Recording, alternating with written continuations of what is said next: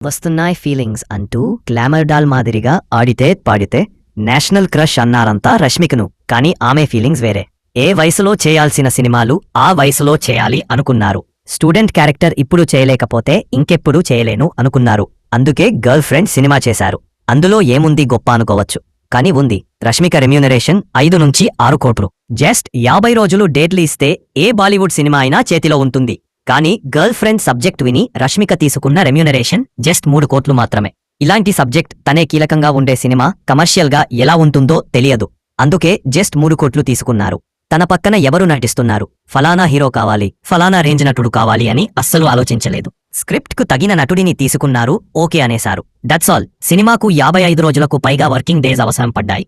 అయినా అవసరమైనన్ని రోజులు అడ్జస్ట్ చేశారు. సినిమా చేశారు. తన నటనతోనే సినిమాకు మంచి మార్కులు వచ్చేలా చేశారు. గర్ల్ ఫ్రెండ్ సినిమాకు జస్ట్ 24 కోట్లు ఖర్చయింది. సినిమా విడుదలైన తరువాత పబ్లిసిటీ ఖర్చులు కాకుండా నాన్ థియేటర్ ఆదాయమే 20 కోట్లు వచ్చింది. ఇందులో డిజిటల్ అమ్మకాలు 14 కోట్లు. మిగిలింది హిందీ డబ్బింగ్, శాటిలైట్ అంటే థియేటర్ మీద బర్డన్ 3 కోట్లు మాత్రమే. ఓవర్సీస్ సీదేడ్ అమ్మకాలు జరిపారు. మిగిలినదంతా ఆన్ రిలీజ్నే. అందువల్ల ఆమాత్రం డబ్బులు రావడానికి డోకాలేదు. సినిమా జనానికి పడితే జాక్ పాట్నే.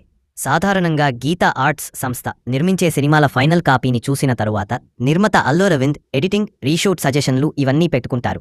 ఇలా మార్చండి, అది తీసేయండి అంటూ సజెషన్లు చెబుతాను తన అనుభవంతో. కానీ for the first time girl friend సినిమాకు ఆయన ఏమీ చెప్పలేదు. అంటే ఏమీ చెప్పాల్సిన అవసరం లేదని కాదు.